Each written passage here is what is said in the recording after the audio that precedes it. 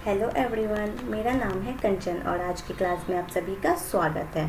तो आज की क्लास का विषय है हमारा इतिहास, एक नए युग की शुरुआत, जिसमें हम पढ़ेंगे हजारों वर्षों के दौरान क्या क्या परिवर्तन हुए। तो आज की क्लास हमारी बेस्ड है क्लास 7 पे एनसीईआरटी, जिसमें हम सर्वाधिक महत्वपूर्ण प्रश्न उत्तर करेंगे। ठीक है, तो आज की क्लास को शुरू करते हैं। पहला प्रश्न है, 14वीं शताब्दी के इतिहासकार जियाउद्दीन बर्नी ने अपना पहला वृत्तांत कब लिखा था?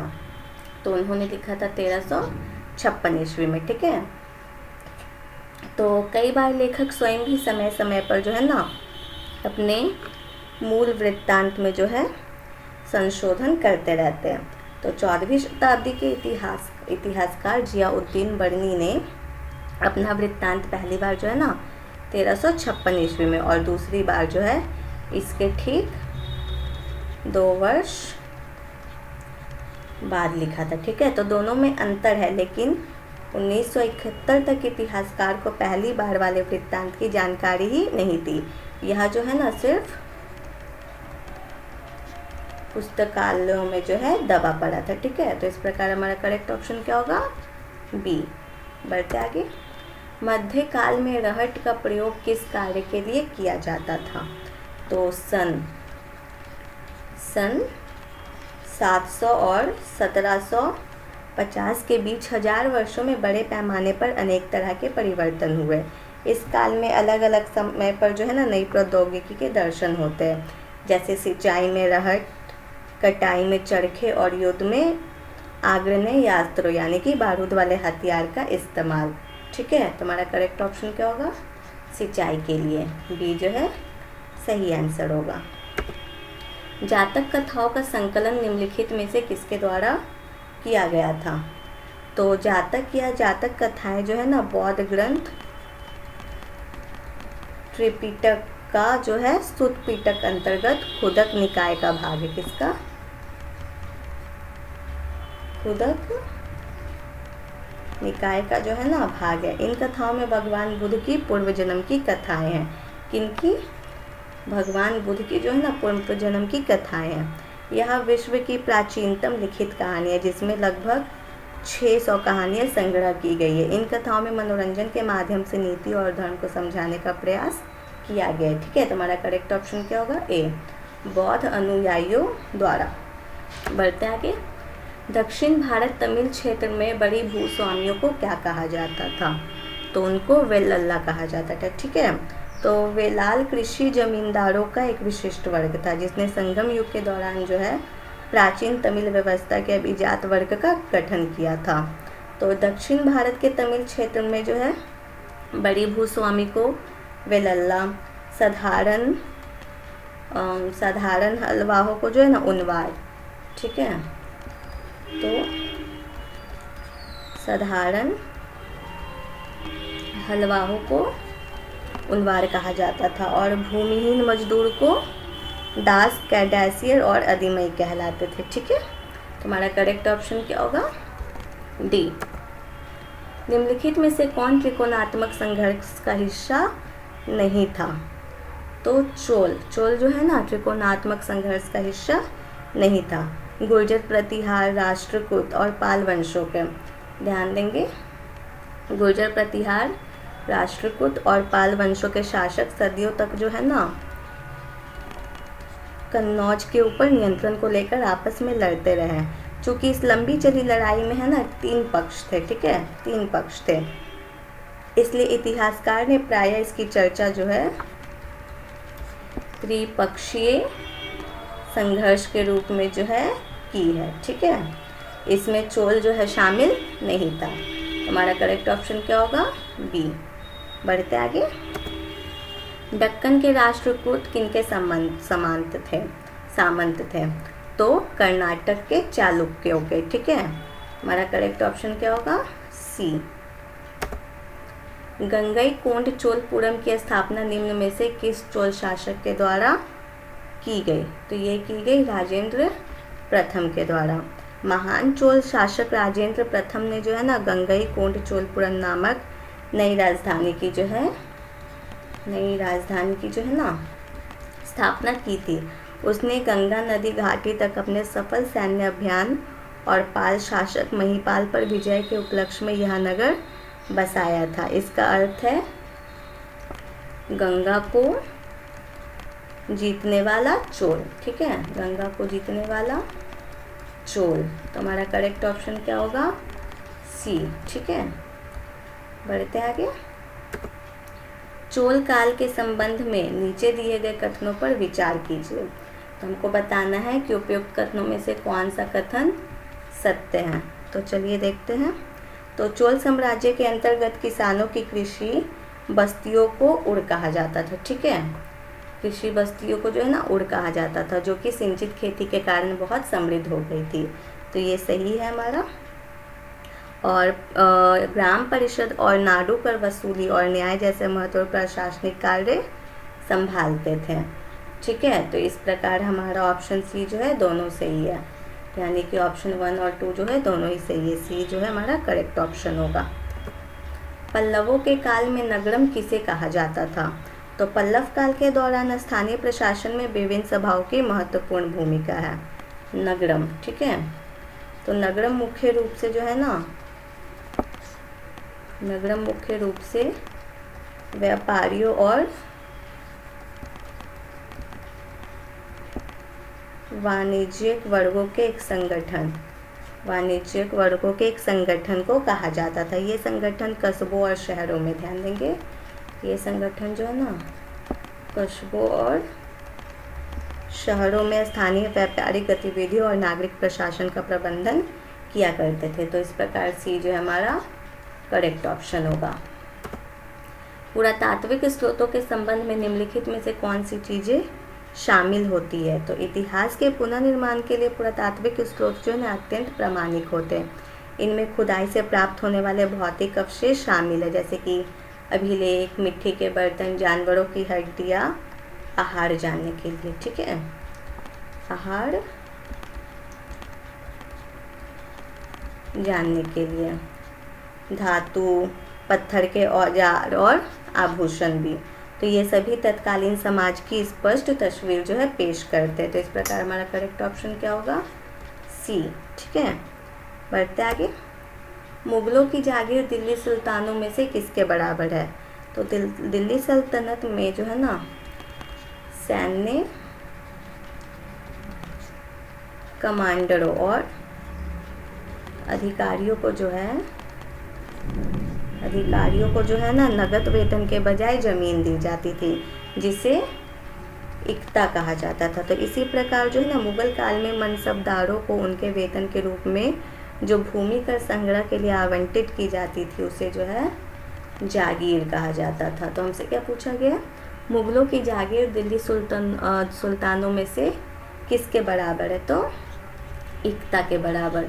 सी हमारा करेक्ट ऑप्शन होगा। मध्यकाल में रानी दिद्दा किस क्षेत्र की शासिका थी?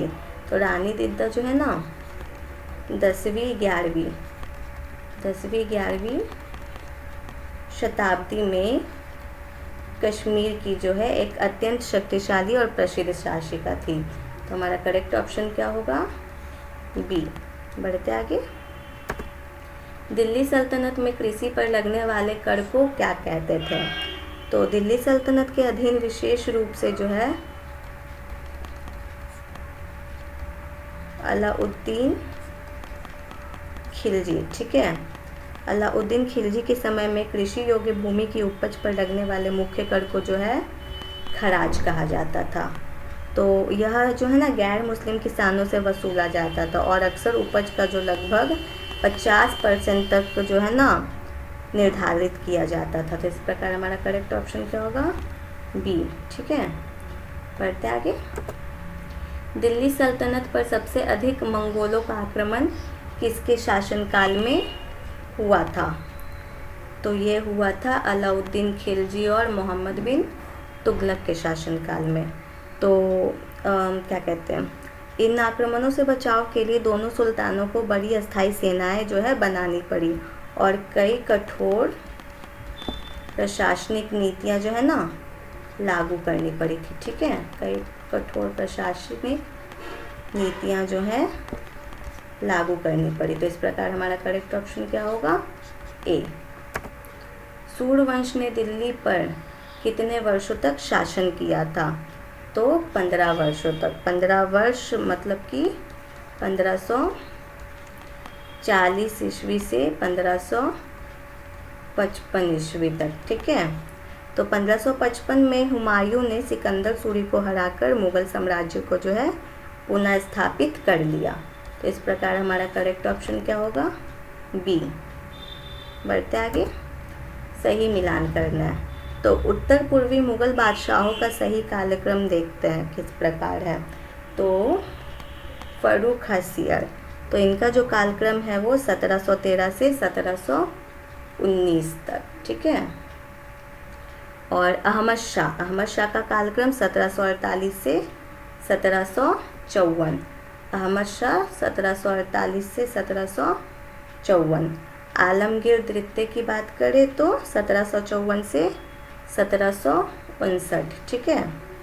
और क्या बचा? शाह आलम द्वितीय, तो इनका जो कार्यकाल है वो है 1759 से 1806, यानी कि A2 B3 C4 D1 2 3 4 1, यानी कि ऑप्शन बी जो है करेक्ट ऑप्शन होगा, ठीक है। पढ़ते आगे। मुगल काल में सवाई राजा जयसिंह को किस क्षेत्र की सूबेदारी मिली? तो अंबर, ध्यान देंगे, अंबर। जयपुर के सवाई राजा जयसिंह मुगल दरबार के अत्यधिक प्रभावशाली राजपूत सरदार थे। उनके प्रभाव को देखते हुए मुगल सम्राट ने उन्हें मालवा प्रांत की सूबेदारी दी, ठीक है। यानी कि बी ऑप्शन जो हमारा करेक्ट है। मालवा सूबेदारी यानी कि मालवा प्रांत की सूबेदारी यानी कि वहाँ की जो है गवर्नरी जो है सौंपी थी। वहीं जोधपुर के राजा अजीत सिंह को जो है ना गुजरात की सूबेदारी दी गई थी, ठीक है। तो इस प्रकार हमारा करेक्ट ऑप्शन क्या होगा? बी। सिख जत्थों तथा मिसलों की संयुक्त सेना को क्या कहा जाता था? तो 18वीं शताब्दी में जो है सिखों ने, ध्यान देंगे कि अब 18वीं शताब्दी में है ना, सिखों ने खुद को राजनीतिक और सैन्य रूप से जत्थों और बाद में जो है मिसलों में संगठित कर दिया था। इन सभी मिसलों की सामूहिक सैन्य शक्ति को जो है दल खालसा कहा जाता था, ठीक है। तो जो एक संयुक्त सेना के रूप में बाहरी आक्रमणकारियों का मुकाबला करती थी। तो इस प्रकार हमारा करेक्ट ऑप्शन क्या होगा? सी, दल खालसा। सिखों की राखी व्यवस्था के अंतर्गत उपज का कितना प्रतिशत हिस्सा संरक्षण के लिए जाता था? तो 18वीं सदी के अशांत काल में सिखों ने किसानों को बाहरी आक्रमणों से बचाने के लिए जो है ना राखी व्यवस्था शुरू की थी। इसके तहत किसानों को सुरक्षा की गारंटी के बदले अपनी कृषि उपज का जो है ना 20% यानी कि 5वां हिस्सा, ठीक है, 5वां हिस्सा जो है कर के रूप में सिख मिसलों को देना पड़ता था। तुम्हारा करेक्ट ऑप्शन क्या होगा? सी। पढ़ते आगे। मुगलों के बारे में निम्नलिखित कथनों पर विचार कीजिए। उपयुक्त कथनों में सत्य कथन का चयन करें। तो माता की ओर से वे तुर्की के शासक तैमूर के वंशज थे, पिता की ओर से वो चंगेज खान मंगोल के वंशज थे। तो यहाँ जो है ना दोनों कथन उल्टे दिए गए, यानी कि दोनों ही गलत है। मुगल जो है अपनी माता की ओर से जो है ना चंगेज खान मंगोल के वंशज थे, ठीक है, और पिता की ओर से वो तैमूर यानी कि तुर्क के वंशज थे। उन्हें अपनी तैमूरी वंश पर अधिक गर्व था। इस पर जो है ना अधिक गर्व था, ठीक है, क्योंकि तैमूर ने 1398 में जो है ना दिल्ली पर कब्जा किया था, ठीक है। तो हमारा करेक्ट ऑप्शन क्या होगा? ना एक और ना दो, यानी कि दोनों ही कथन जो है गलत है। तो इस प्रकार डी सही है। देखते आगे। भारत में तोप का प्रयोग पहली बार किस युद्ध में हुआ?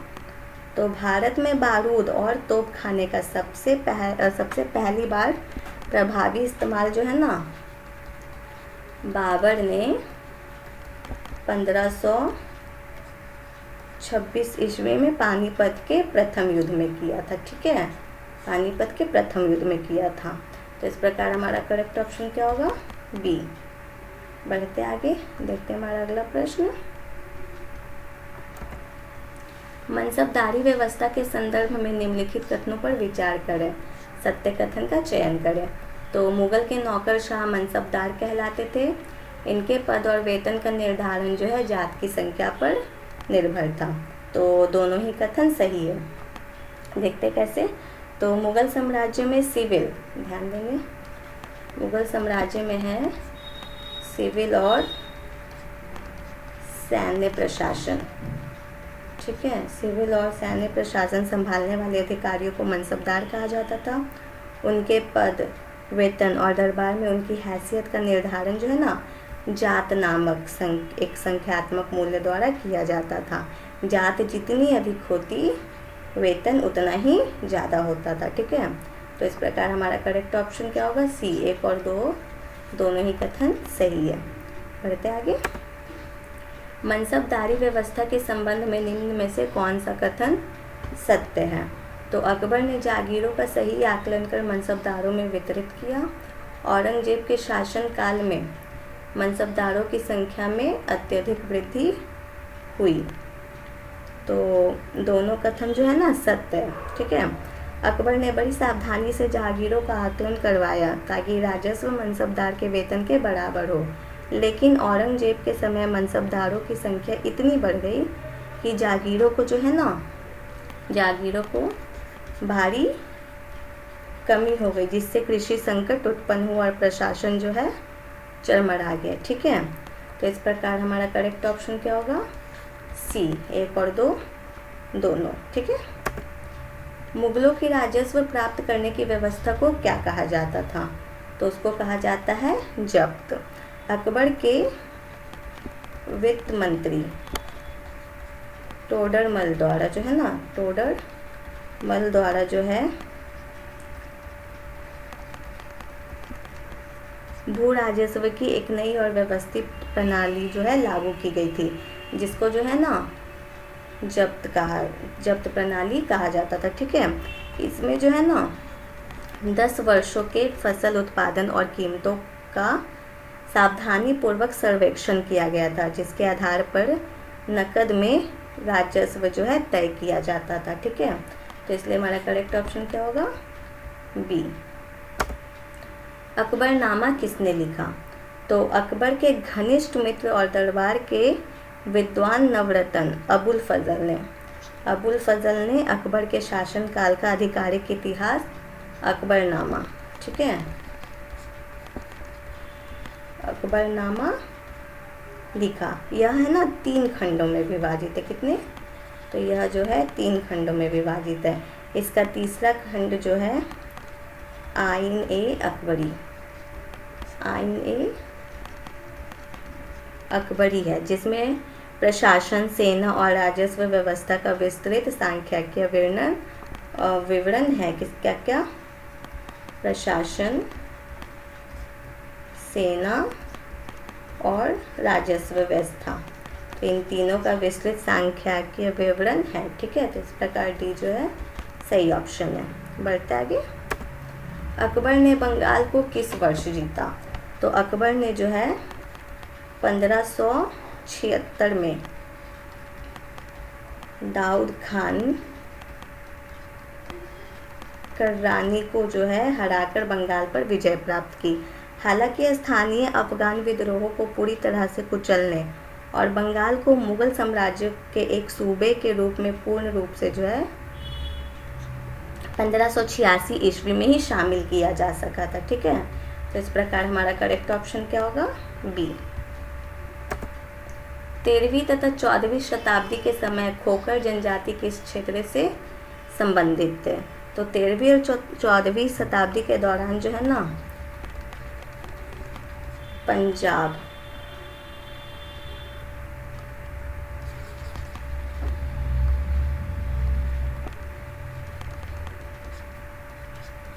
पंजाब क्या कहते हैं, तो पंजाब क्षेत्र में खोखर जनजाति का बहुत अधिक प्रभाव और नियंत्रण था। ठीक है, बाद में इस क्षेत्र में जो है ना गख्खर जनजाति प्रमुख हो गई।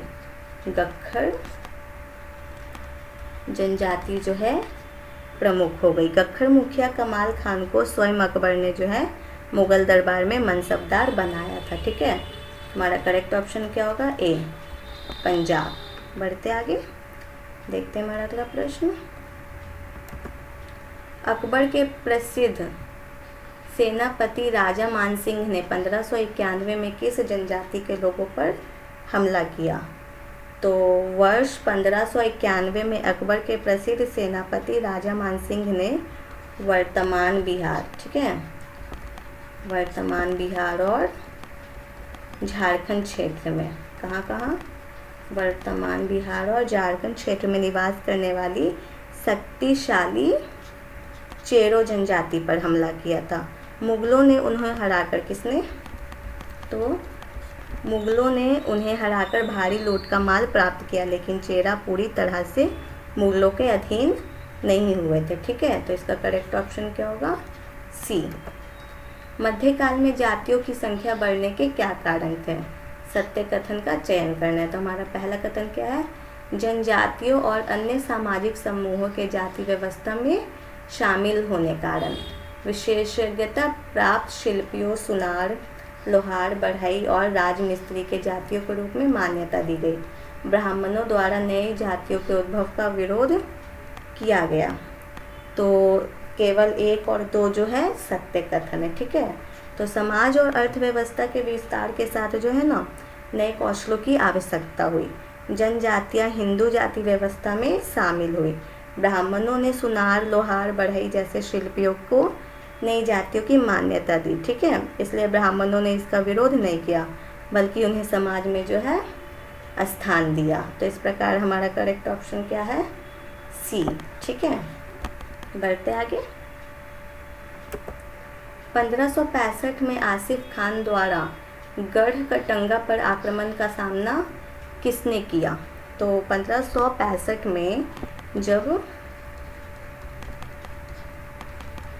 मुगल सेनापति आसिफ खान ने गोंड राज्य गढ़ कटंगा पर हमला किया, तब वहाँ की बहादुर शासिका रानी दुर्गावती, ठीक है, रानी दुर्गावती ने कड़ा प्रतिरोध किया। वह अपने 5 वर्षीय पुत्र वीर नारायण की ओर से शासन कर रही थी। उन्होंने समर्पण के बजाय जो लड़ते हुए वीरगति पाना चुना। ठीक है, तो इस प्रकार करेक्ट ऑप्शन क्या होगा? डी, रानी दुर्गावती। बढ़ते आगे। दक्षिण भारतीय शक्ति संतों के बारे में सत्य कथन का चयन करें। तो नैनार भगवान शिव के भक्त शाक्त थे। ठीक है, और अलवार जो है भगवान विष्णु के भक्त थे।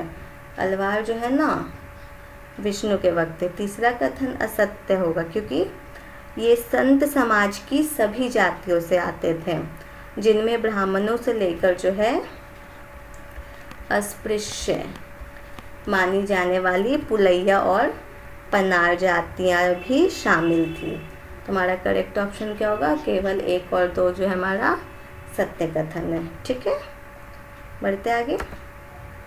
निम्नलिखित कथनों पर विचार करें। तो पहला कथन पुहार पांड्यों का बंदरगाह था, दूसरा मदुरै चोलों का बंदरगाह था। तो दोनों ही कथन गलत है। संगम काल में जो है ना पुहार जो है चोल साम्राज्य का, किसका? चोल साम्राज्य का मुख्य बंदरगाह था, चोल साम्राज्य का, ना कि पांड्यों का। वही मदुरा पांड्यों की राजधानी थी, ना कि चोलों का बंदरगाह। पांड्यों का मुख्य बंदरगाह जो है ना वो कोड़कई था। ठीक है, कोड़कई था। तो इस प्रकार हमारा करेक्ट ऑप्शन क्या होगा? डी, उपरोक्त में से कोई नहीं। बढ़ते आगे। दार्शनिक शंकर के बारे में निम्नलिखित कथनों पर विचार करें। तो आदि शंकराचार्य का जन्म जो है ना 8वीं शताब्दी में केरल में हुआ था, ना कि तमिलनाडु में, केरल में हुआ था। वे ना अद्वैत वेदांत के मुख्य प्रतिपादक थे। उनका मानना था कि यह भौतिक संसार केवल एक माया है उन्होंने मोक्ष के लिए जो है ईश्वर के वास्तविक स्वरूप को समझने हेतु ज्ञान मार्ग का उपदेश दिया। तो इस प्रकार हमारा बी जो है करेक्ट ऑप्शन है। केवल 2, 3 और 4 जो है सत्य कथन है। ठीक है, तो बी हमारा सही ऑप्शन होगा। बढ़ते आगे। वीर शैव आंदोलन किस क्षेत्र में प्रारंभ हुआ? तो वीर शैव आंदोलन की शुरुआत जो है ना 12वीं शताब्दी के मध्य में जो है कर्नाटक में हुई थी। ठीक है, तो हमारा करेक्ट ऑप्शन क्या होगा? बी। महात्मा गांधी का प्रिय भजन वैष्णव जन तो तेने कहिए पीर पढ़ाई जाने रे किसने लिखा? तो वीर शैव क्या कहते हैं, यह प्रसिद्ध भजन जो है ना 15वीं शताब्दी, ठीक है, 15वीं शताब्दी के महान गुजराती संत और कवि नरसिंह मेहता द्वारा जो है लिखा गया। महात्मा गांधी इसे बहुत पसंद करते थे। इस भजन में एक सच्चे वैष्णव के गुण बताए गए जो दूसरे के दुख और पीड़ा को जो है अपनी पीड़ा समझते थे। क्या? अपनी पीड़ा समझता है। ठीक है, तो इस प्रकार हमारा करेक्ट ऑप्शन क्या होगा? डी। देखते हैं हमारा अगला प्रश्न। प्रारंभ में नाथपंथ भारत के किस क्षेत्र में लोकप्रिय है? तो नाथपंथी, सिद्ध और योगी मुख्य रूप से उत्तरी भारत में बहुत लोकप्रिय हुए। उन्होंने जो है ना संसार के त्याग का उपदेश दिया और मोक्ष प्राप्ति के लिए जो है ना योगासन, प्राणायाम और ध्यान जैसी कठोर शारीरिक और मानसिक साधनाओं पर अत्यधिक जोड़ दिया। तो हमारा करेक्ट ऑप्शन क्या होगा? बी। ठीक है, मीराबाई किसकी अनुयायी बन गई? तो मीराबाई मेवाड़ कहाँ की? मेवाड़ राजघराने की जो है एक राजपुताना राजकुमारी और भगवान कृष्ण की परम भक्ति। उन्होंने जाति व्यवस्था को चुनौती देते हुए समाज में अस्पृश्य माने जाने वाले संत रविदास, ठीक है, संत रविदास यानी कि रैदास को अपना आध्यात्मिक गुरु मान लिया था। वे उनके जो है ना उपदेशों से गहराई से प्रभावित थी। तो इस प्रकार हमारा करेक्ट ऑप्शन क्या होगा? डी, ये रविदास होगा, रविदास। ठीक है, बढ़ते आगे। चोल काल में करों के संबंध में निम्नलिखित कथनों पर विचार करें।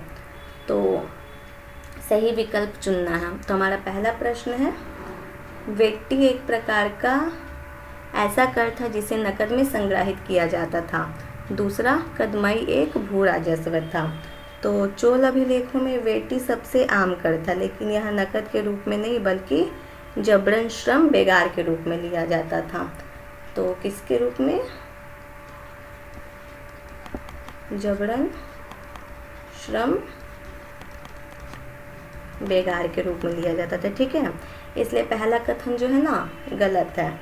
कदमाई एक प्रकार का जो है ना भू राजस्व था, अतः केवल जो है दूसरा कथन सत्य है। तो हमारा बी केवल दूसरा कथन जो है हमारा सत्य है। ठीक है, तो करेक्ट ऑप्शन क्या होगा? बी। बढ़ते आगे। कबीर का जन्म किस परिवार में हुआ? तो 15वीं 16वीं शताब्दी के महान संत कबीर का पालन पोषण जो है ना बनारस या उसके आसपास एक मुस्लिम जुलाहा परिवार में हुआ था। कबीर की कविताओं ने हिंदू और मुस्लिम दोनों धर्मों की कुरीतियों और कर्मकांडों पर गहरी चोट की। ठीक है, तो हमारा करेक्ट ऑप्शन क्या होगा? बी, जुलाहा। लंगर व्यवस्था की शुरुआत किसने की? तो सिख धर्म के संस्थापक प्रथम गुरु, ठीक है, प्रथम गुरु नानक देव जी ने लंगर की जो है प्रथा शुरू की थी। इसका उद्देश्य जो है ना समाज से जाति पाति, ऊंच नीच और धर्म के भेदभाव को समाप्त करना था, जहाँ सभी लोग एक समान रूप से एक साथ बैठकर भोजन कर सके। ठीक है, तो हमारा करेक्ट ऑप्शन क्या होगा? ए। बढ़ते आगे। भारत की यात्रा पर आए निम्नलिखित चीनी बौद्ध तीर्थ यात्रियों का कालक्रम के अनुसार सही क्रम चुनिए। तो सही कालक्रम है, सबसे पहले जो है ना 5वीं सदी की शुरुआत, लगभग 399 ईस्वी में फाशियन फहयान आए। ठीक है, और उनके बाद जो है 7वीं सदी में हेन त्सांग आए। ठीक है, और अंत में 7वीं सदी के उत्तरार्ध लगभग 671 ईस्वी में जो है इत्सिंग ने भारत की यात्रा की थी। तो इस प्रकार हमारा सही क्रम क्या हुआ? बी। ठीक है, सही सबसे पहले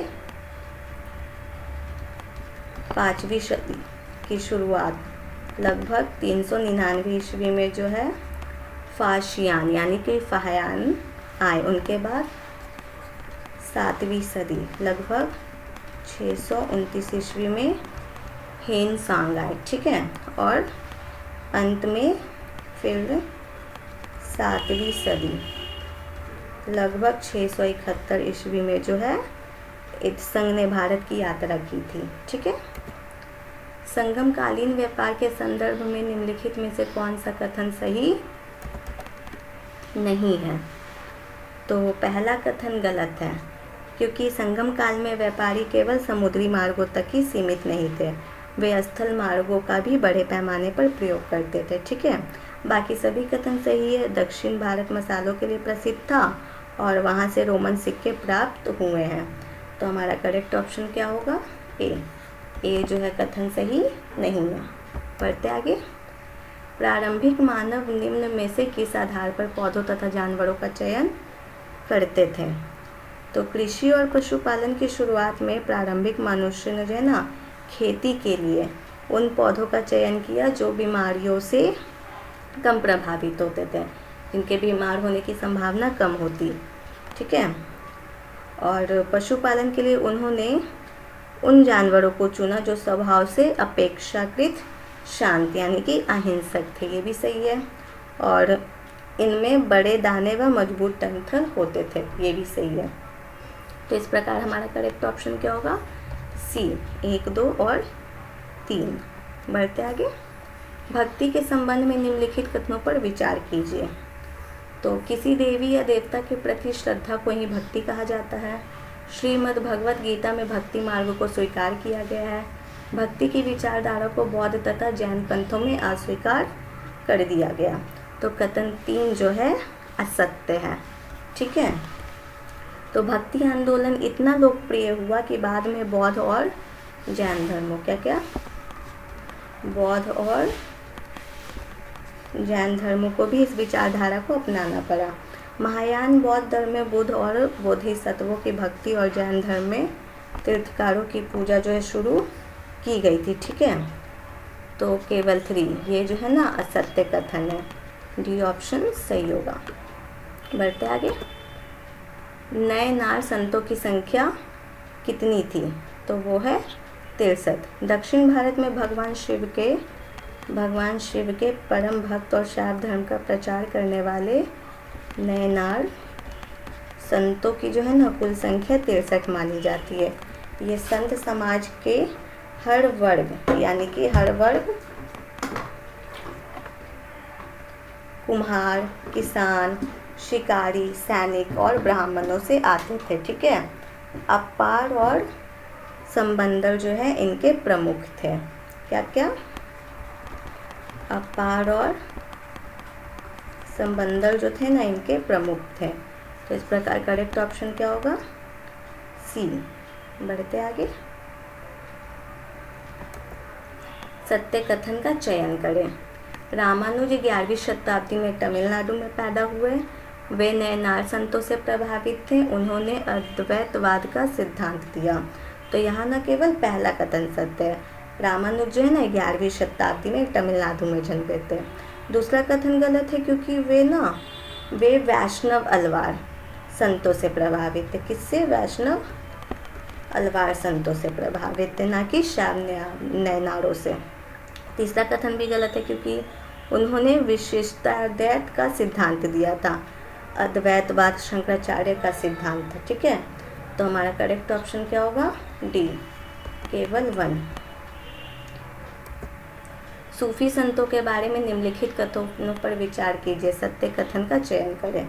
तो कथन एक, सूफी मुस्लिम रहस्यवादी थे। वे इस्लामी आचार संहिता को स्वीकार करते हुए ईश्वर के प्रति भक्ति तथा सभी मनुष्य के प्रति दया भाव रखने पर बल देते थे। उन्होंने ईश्वर के प्रति व्यक्तिगत समर्पण पर बल दिया। तो सूफी मुस्लिम रहस्यवादी थे, ठीक है, जो ईश्वर के प्रति व्यक्तिगत प्रेम पर जोर देते थे। तो हमारा पहला कथन सही है। कथन 2 गलत है, क्योंकि उन्हें रूढ़िवादी उलेमाओं द्वारा निर्धारित कठोर इस्लामी आचार संहिता क्या कहते हैं, शरिया और कर्मकांडों को काफ़ी हद तक अस्वीकार कर दिया था।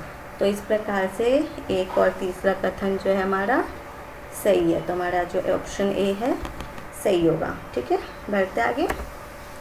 14वीं शताब्दी के ग्रंथ लीला तिलकम के बारे में सत्य कथन का चयन करें। तो लीला तिलकम 14वीं शताब्दी का एक महत्वपूर्ण ग्रंथ है, ठीक है, जो व्याकरण और काव्य शास्त्र पर आधारित है, इसलिए पहला कथन जो है सही है। दूसरा कथन गलत है, क्योंकि यह केवल संस्कृत में नहीं बल्कि मणि प्रवालम शैली में भी लिखा गया था, ठीक है, जो संस्कृत और क्षेत्रीय भाषा मलयालम का मिश्रण है। तो इस प्रकार केवल एक जो पहला कथन है हमारा वो सही है। तो ऑप्शन ए हमारा करेक्ट होगा। ठीक है, कथक नृत्य भारत के किस भाग से संबंधित है? तो कथक जो है ना मुख्य रूप से उत्तर भारत का एक प्रमुख शास्त्रीय नृत्य है। इसकी उत्पत्ति जो है ना उत्तर भारत के मंदिरों में कथावाचकों से हुई है, जो हाव भाव के साथ कहानियाँ सुनाते थे। मुगल काल में राज दरबारों में इसका खूब विकास हुआ और यह एक विशिष्ट कला रूप बन गया। कथावाचकों को कथकों भी कहा जाता है। ठीक है, तो हमारा करेक्ट ऑप्शन क्या होगा? ए। बसोहली शैली किस राज्य से संबंधित है? तो बसोहली जो है ना लघु चित्रकला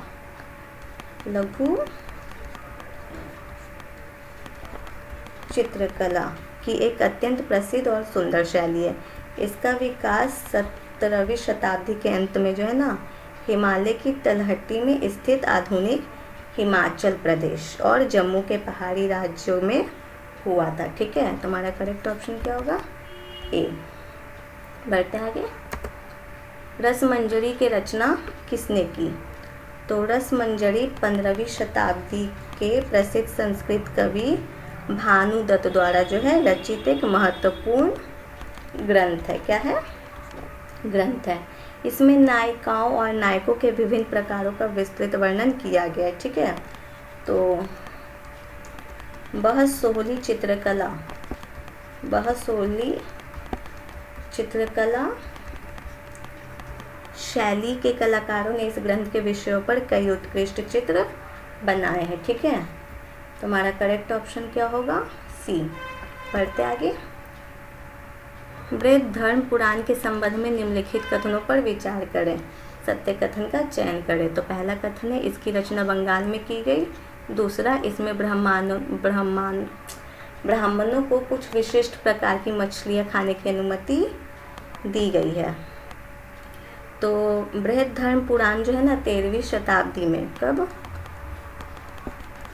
13वीं शताब्दी में बंगाल में रचित एक क्या कहते हैं संस्कृत ग्रंथ है, चूँकि बंगाल एक तटीय क्षेत्र है जहाँ मछली मुख्य भोजन है। तो इस पुराण ने स्थानीय खान पान की आदतों को मान्यता देते हुए बंगाल के ब्राह्मणों को भी जो है ना कुछ विशिष्ट मछली खाने की जो है अनुमति दी थी। ठीक है, तो इस प्रकार ऑप्शन सी 1 और 2 दोनों ही हमारा सही होगा। ठीक है, पढ़ते आगे।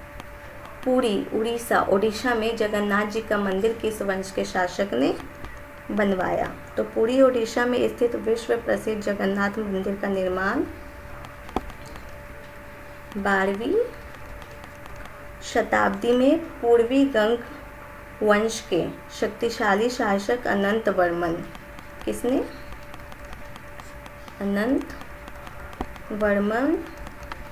चोडगंग देव ने आरंभ करवाया था। ठीक है, तुम्हारा करेक्ट ऑप्शन क्या होगा? डी, ऑप्शन डी सही है। मणि प्रवालम का शाब्दिक अर्थ क्या है?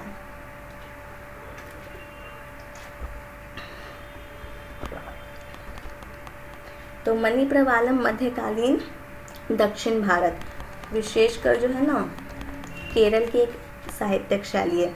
इसका शाब्दिक अर्थ जो है हीरा, मणि, ठीक है, और मूंगा यानी कि प्रवाल है। ठीक है, यहाँ हीरा संस्कृत भाषा का और मूंगा स्थानीय भाषा का प्रतिनिधित्व करता है, जो इन दोनों को सुंदर संगम को दर्शाता है। तो हमारा करेक्ट ऑप्शन क्या होगा?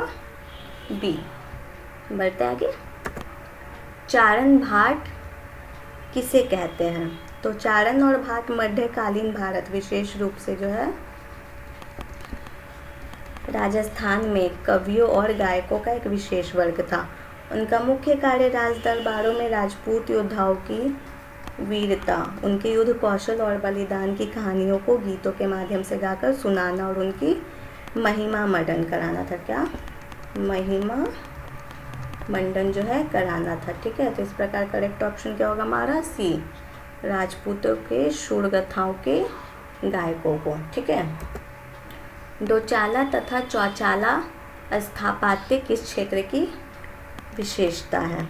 तो ये बंगाल की विशेषता है। ठीक है, डोचाला यानी कि दो छतों वाली, और चौचाला यानी कि 4 छतों वाली वास्तुकला शैली मुख्य रूप से बंगाल क्षेत्र की एक विशेषता है। ठीक है, तुम्हारा करेक्ट ऑप्शन क्या होगा? सी। बढ़ते आगे। अभिकथन ए, राजधानी को राजस्व का समय समय पर भेजा जाना कम हो गया, कारण गवर्नरी सूबेदारी ने प्रांतों पर अपना नियंत्रण मजबूत कर लिया। तो हमें सुनना है सही विकल्प। तो 18वीं सदी में जो है 18वीं सदी में मुगल साम्राज्य के कमज़ोर होने पर अवध, ठीक है, अवध, बंगाल और हैदराबाद जैसे प्रांतों के सूबेदार गवर्नरों ने अपनी शक्ति बहुत बढ़ा ली। जैसे जैसे प्रांतों पर उनका नियंत्रण मजबूत हुआ, उन्होंने एक स्वतंत्र शासक की तरह व्यापार करना शुरू किया और दिल्ली को राजस्व भेजना कम कर दिया। ठीक है, तो इस प्रकार हमारा ए, अभिकथन और कारण दोनों सही है, और कारण कथन की जो है, अभिकथन की जो है सही व्याख्या है। ठीक है, तो ये हमारा करेक्ट ऑप्शन होगा। बढ़ते आगे। जाट राज्य अपने किस राजा के समय शक्तिशाली रूप से उभरा? तो जाट साम्राज्य जो है ना, महाराजा सूरजमल 1756 से